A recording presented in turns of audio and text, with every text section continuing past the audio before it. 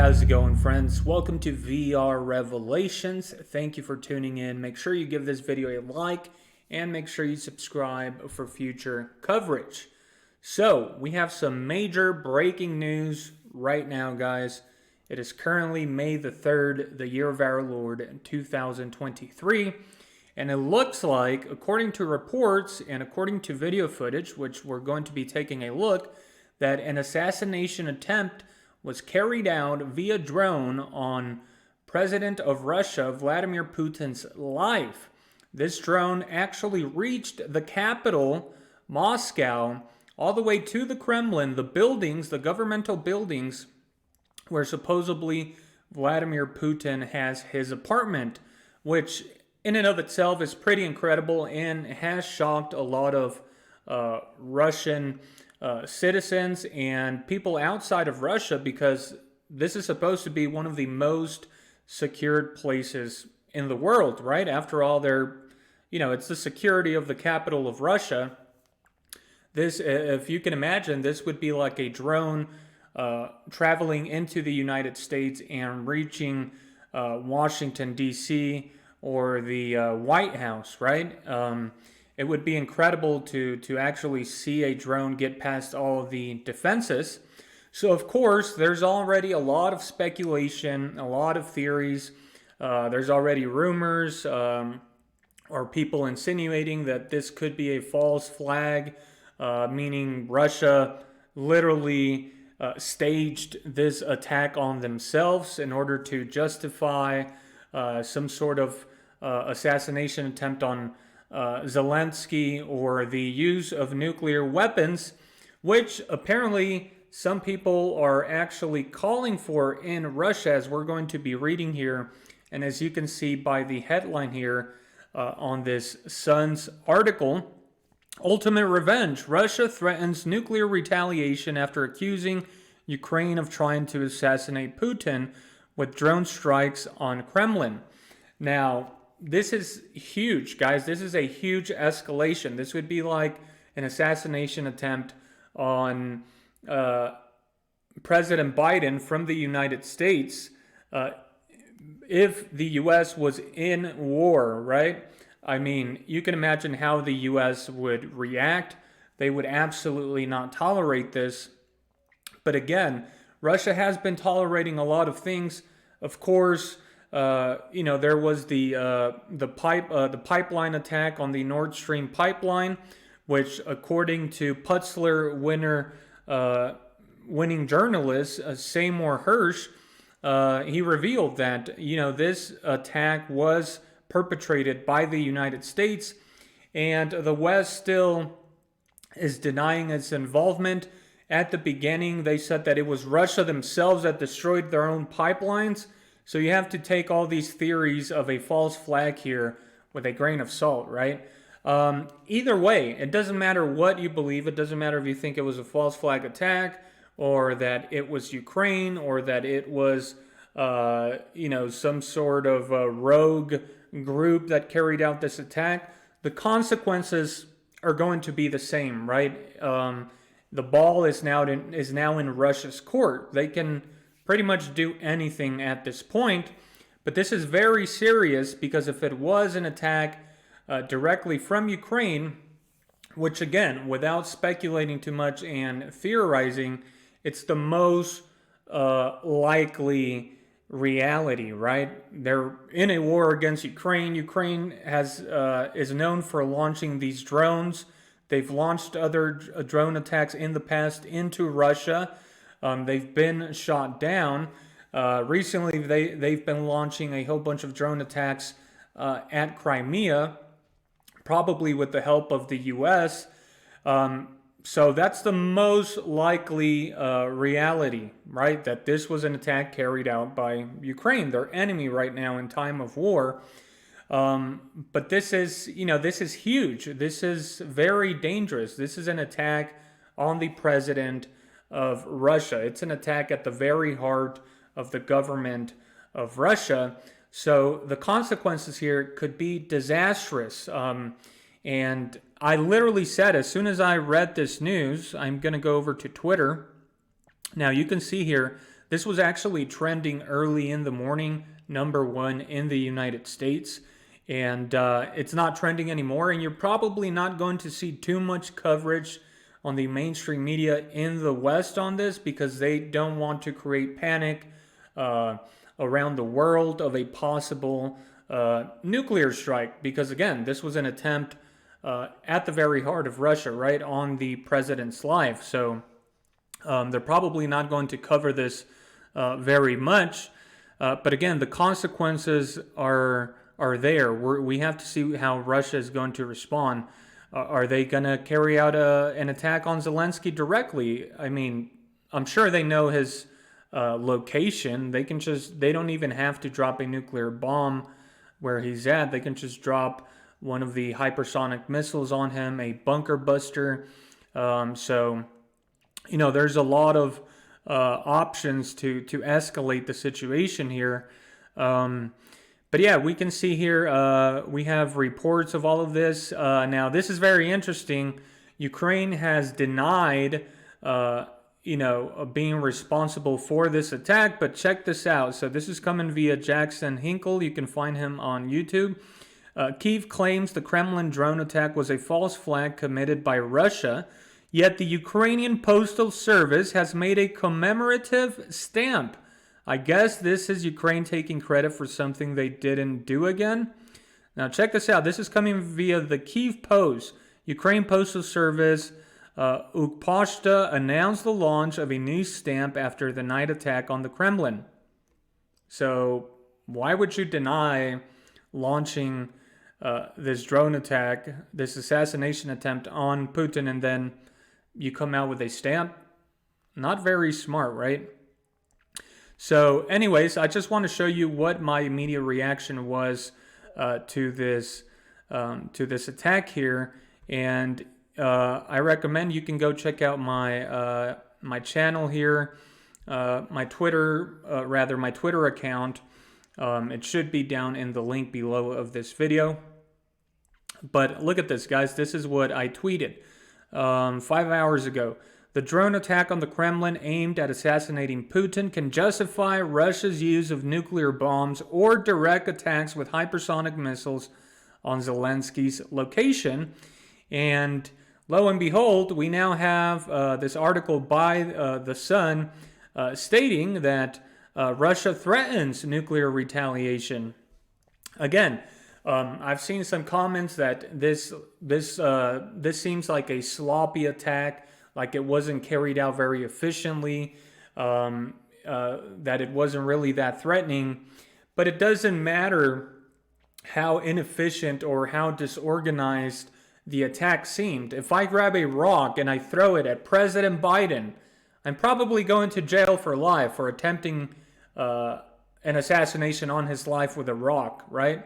If I guide a drone, and even though I'm really, I'm really inefficient with a drone and I hit a tree, but my intention was to assassinate the president, I'm probably going to jail for life. Now, as we're going to be seeing, this drone actually reached the Kremlin building there, the Kremlin, and it actually exploded above the building. According to Russia, these drones were actually taken down via electronics, so some sort of EMP weapon or system or something like that. But it doesn't matter if it's a rock that's being thrown at the president. It's still very serious, right? It's a direct attack on the nation, so the consequences will be the same. But before we read the article, let's actually take a look at this footage here. Now let me make sure the sound is actually on here so I can hear it myself. All right, there we go. Okay, let's go ahead and take a look.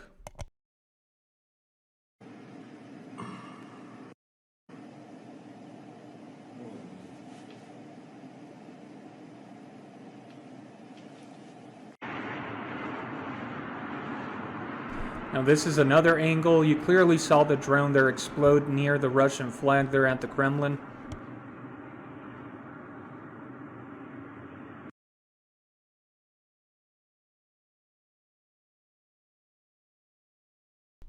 Yeah, so there you have it, guys. Pretty clear footage of the attack there of the drone. Now you can clearly see near the bottom of the video that they have the stands, the benches, the platforms set up for these May 9th parades, wherein Russia is going to be celebrating their victory over Nazi Germany, as I covered in the previous video.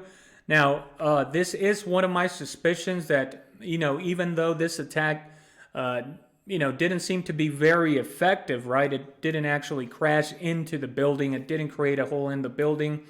It could be a scare tactic, sort of to rain literally on Russia's parade in order to dissuade or to discourage Russia from holding these major festivities, which is pretty much the biggest festival in Russia, right? Their celebration of their victory over Nazi Germany. And so this could be Ukraine trying to, rain on their parade so that they don't hold these celebrations, and maybe get Russia to think, hey, this is too dangerous. If this drone reached the capital here, it can be too dangerous for the population, or for the parade festivities. They could launch more drone attacks and there could be casualties, so it's probably best that we don't hold the parade. That could be an objective because, again, as some people mentioned, the attack didn't seem very effective. Although, if it reached the capital there, if it reached the Kremlin, I would say that's pretty effective. But as I said previously in the video, guys, there's no way Russia is, in my opinion, going to cancel this parade, right? Not as they are in a war against Ukraine, who they claim are literally like the second Nazi Germany right now, right? Full of Nazis. And now they're going to have this major celebration as they are in a war against what they call neo-Nazis. They're going to have these celebrations celebrating their victory over Nazi Germany. So I just don't see any way that they cancel this event. And even if Ukraine were to launch a drone attack like this on May 9th, then, I just can't see Russia not using some sort of tactical nuclear weapon to retaliate. And we could even see that before the parade, as we're going to be reading here. But again, whatever you believe, whether it was a false flag by Russia in order to justify some sort of a direct attack on Zelensky, which, Russia doesn't need to create a false flag to attack Zelensky directly. They're literally in a war against him. They can do that at any time, and nobody's going to do anything about it. So that seems very strange. It's much like, when the U.S. and the West accused Russia of destroying their own pipeline. It just doesn't make any sense at all. There's literally no reason for it. So that's why I say the most likely probability, or the most reasonable thing is that Ukraine actually carried out this attack. And so, the consequences here, if Russia acts accordingly, can be disastrous, right? They can literally launch a small tactical nuclear bomb on Zelensky's location to, get it over with. So we definitely have to see how Russia is going to react here. And again, if they have to take some sort of drastic measure, because we're talking about an assassination on the president here, right? So, anyways, let's go ahead and take a read at this article here. It says, Russia threatened nuclear revenge today after accusing Ukraine of trying to assassinate Vladimir Putin in a drone strike on the Kremlin. Footage showed a flying object exploding in flames overnight above the fortress in central Moscow, where the president has his office and apartment. So we clearly saw there the footage there of the drone exploding near the Russian flag there. However, the flag remained intact. It goes on here. Putin, 70 years old, was not inside at the time and was not injured, the Kremlin said. Ukraine's President Volodymyr Zelensky today denied his country had attacked Russia or Putin, even though they now have postal stamps with images of that celebrating the attack, apparently. But the Kremlin blasted the alleged strike as a planned terrorist action and said it reserves the right to retaliate. And the Speaker of the Russian Parliament, Vyacheslav Volodin, an intimate Putin ally, appeared to demand a nuclear strike on Ukraine. He raged, "An attack on the president is an attack on Russia." He's right about that, guys. Again, just imagine how the United States would react if, let's say, Mexico carried out an assassination attempt on President Biden, literally aimed at the White House. There can be no negotiations. We will demand the use of weapons that are capable of stopping and destroying the Kyiv terrorist regime, he said. Moscow's nuclear doctrine clearly states their forces can use nuclear weapons when the country's very existence is at risk.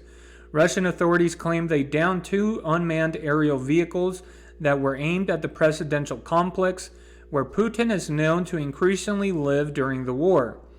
Extraordinary footage appeared to show the moment a drone exploded over the Senate Palace, with flames and smoke seen coming from the 18th century dome at 2:27 a.m. Grandstands set up for the Victory Day parade on May 9th can be seen in the red square below in front of the fortress walls. A second blast was seen over the rooftops at 2:43 a.m. Residents of nearby Stalinist house on the river embankment said they saw sparks in the sky and people with flashlights near the Kremlin wall after the thunderclaps. The Kremlin said 2 drone strikes had been used in the alleged attack but were disabled by Russian electronic defenses. But today, a workman examined the roof for damage. There was incredulity at how the drones could have got past Moscow's ring of steel air defenses, which again gives way to the speculation that it could have been some sort of staged attack, which I think is the more unlikely possibility here out of all the possibilities. One Russian Telegram channel cited sources suggesting the whole thing could have been staged. Of course, this Telegram channel is probably pro-Ukrainian or American, right? Again, these are the same people that claimed Russia destroyed its own pipeline. It claimed shooting down such objects above the Kremlin towers is prohibited by protocol, so reports of downed UAVs are nonsense. Or they exploded on their own, or all this was an exercise, a performance that they decided to pass off as a real attack. Again, it doesn't matter if the US or these Telegram channels all want to say that it was a false flag attack. It doesn't matter. The consequences are going to be the same, right? The decision now is in Moscow's hands.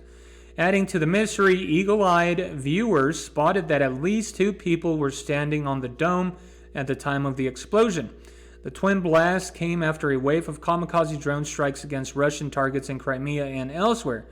Again, that's why I say the most likely reality of the whole situation is that Ukraine, who has been using drones as of lately to carry out attacks into Russian territory, both in the Russian mainland and in Crimea, probably sent these drones also in order to try and dissuade the Russians from holding their victory parade over Nazi Germany, or possibly to test Russia's defenses there, and even maybe to actually try an assassination attempt on Vladimir Putin, even though it failed. The twin blast came after a wave. Okay, I just read that. Ukraine has not acknowledged its expected role in those attacks and has denied drone hits on the Russian mainland. And today, Zelensky press secretary distanced Kyiv from the apparent Moscow attack. Now, in the past, the Ukrainian government has been quick to take credit for these attacks. So why are they trying to distance themselves from this one? That's because of the consequences. That's because of the gravity of this attack, right? A direct attack on the capital of Russia aimed at the president's life, okay? We're talking about a declaration of war here. That's where they know the consequences. They know the possibility of a nuclear strike, so that's why they're trying to distance themselves. The spokesman said, "We have no information about the so-called night attacks on the Kremlin, but as President Zelensky has repeatedly stated, Ukraine directs all available forces and means to liberate its own territories and not to attack others." Key Zelensky advisor Mikhailo Podolyak said the attack may have come from guerrilla activities of local resistance forces in Russia. Okay, here we go again with this nonsense, guys. Again, these are the same people that said Russia destroyed its own pipeline after hers came out and clearly showed that it was the U.S. Working with Ukraine, or literally blaming Ukraine for the attack. And now they're, again, at any time you see this, you can already predict, all the propaganda. So he's literally saying that these are Russians that, are rebels, right? Russians that are against Vladimir Putin. So some sort of uprising in Russia, which is absolute nonsense. But on the other hand, Russia has repeatedly talked about its total control over the air. In a word, something is happening in Russia, but definitely without Ukraine's drones over the Kremlin. Pretext for war. Officials said Putin spent last night at his official's residence at Novogorevo outside the capital, and his schedule would not change. He was later pictured in a meeting with Nizhny Novgorod Region Governor Gleb Nikitin. But such photo ops are often canned in advance, making it impossible to know if the meeting took place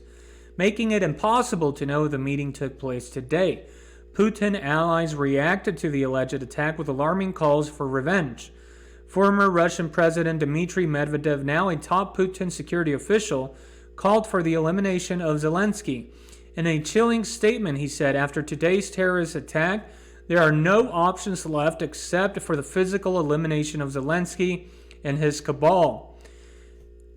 Again, guys, doesn't matter if you're pro-Western, if you support the West and you want to call this a false flag attack, it doesn't matter. The consequences are still going to be the same. Russia is not going to come out and say, yes, we attempted a staged assassination attack on our own president. They're never going to say that, right? We know the U.S. has carried out false flags throughout its history, right, to justify its invasion of other countries and things of the like. It's very unlikely that this is that in Russia. It's more likely that the enemy they're at war with, who likes using drones, attempted an assassination attempt on the president. But either way, the consequences are the same. There was an assassination attempt made on the president of the number one nuclear superpower in the world. And they now have the right, and they had it before, I would say, to do the same to Zelensky. Now, if that's the case, Zelensky has to be in a huge panic right now. And if he doesn't leave the country, the Russians know where he's staying through their intelligence, through satellite, through drones, through informants. They know where Zelensky is. And they have the weapons to take him out, no matter how deep into the ground he is, right? They have these bunker busters, these Circon hypersonic missiles that can penetrate that deep. They have small tactical nuclear weapons that can wipe out cities. So, I believe Zelensky could be fleeing the country, right? He could literally, fly out to the U.S., to Poland, to some other country, and just have like a green screen behind him to sort of fool Russia and make them think that he's still in Ukraine, which could be happening already, right? There's all kinds of theories about that already. So, but anyways, yes, we have Medvedev here calling for the elimination of Zelensky and his cabal. It is not even needed to sign an act of unconditional surrender. Pro-Putin Just Russia party leader Sergei Mironov added, "This is the very real casus belli, a pretext for war." He urged the liquidation of Ukraine's terrorist top brass. "We have something to hit their bunkers with." Senior political Alexei Zurovlev urged, "It is necessary to target the center of Kyiv. Destroy the president's office, destroy it to the ground, the Ukrainian parliament, the general staff, and the buildings housing the Ukrainian special services." MP Mykolai Zemeret said, "It's time to launch a missile strike on Zelensky's residence in Kyiv. Russia has already failed to assassinate Zelensky more than a dozen times, it is claimed." Again, if Russia wants to take out Zelensky, they can do it. They're just one hypersonic missile away, guys.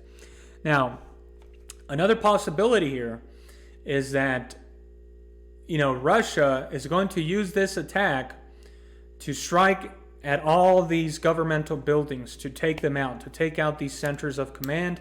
Maybe not necessarily Zelensky. Zelensky's reading the same information that we're reading. He has insider knowledge, right? So he's probably going to leave those targets, those areas of high risk for a while, right? He's going to go into hiding. But again, this comes at the perfect timing for Russia because we have this rumored offensive on the part of Ukraine. So Russia can now attack all those governmental buildings, all those centers of command to sort of create chaos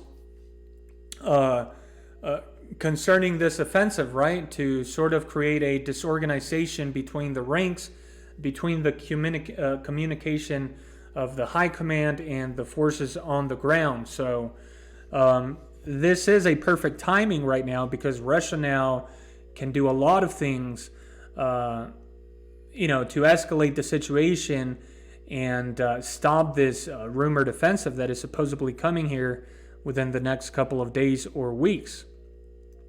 It comes just days after it was claimed Kyiv tried to kill Putin using a drone packed with explosives. The wreckage of a Ukrainian-made drone was discovered just a few miles from Moscow as it's believed it either overflew or was circling the Russian capital. The alleged attacks come after paranoid Putin reportedly ramped up air defenses around Moscow. Panzer S-1 and S-400 defense systems have been positioned on rooftops across the capital, which are designed to intercept missiles and aircraft.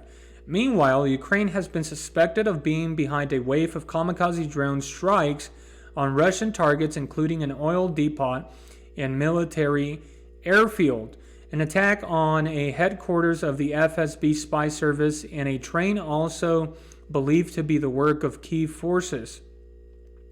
The first attack sent smoke thousands of feet into the air near to Putin's prize bridge linking Russia to Crimea, which he annexed in 2014.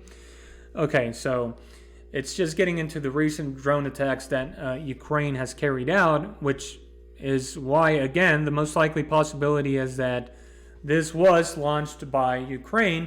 But as I said, it doesn't matter, guys. The die has been cast. There is no turning back. Doesn't matter if you believe it's a false flag or whatever. The consequences are going to be the same. Either Russia is going to escalate by launching massive missile strikes at governmental buildings in Kyiv, or they're going to resort to using a small tactical nuclear weapon. Now, I find the use of a small tactical nuclear weapon the least likely possibility. Again, Russia has a lot more options before reaching that level. But, Zelensky's not going to be able to sleep from now on. He's not going to be able to sit there in his palace. Russia probably is going to attack those buildings. They have to, right? How are they going to allow these attacks directly on their governmental building there at the Capitol without actually retaliating? They just have to. And people are going to call for it, especially as we're coming up on these May 9th celebrations. I'm sure that everybody is going to be asking for retaliation. As Putin gives these speeches, he's going to rile the people up, and there's going to be, there's going to be an escalation to the situation, definitely. This is an escalation, a pretty dramatic one here, guys. So, again, we just have to keep an eye out to see what's going to happen here. And so, yeah, things are definitely getting very, very dangerous. And anyways, that's going to be it for this video. I might go ahead and make another video later on in the day. So make sure you stay tuned. And remember, the truth is stranger than fiction. Have a wonderful day, and God bless.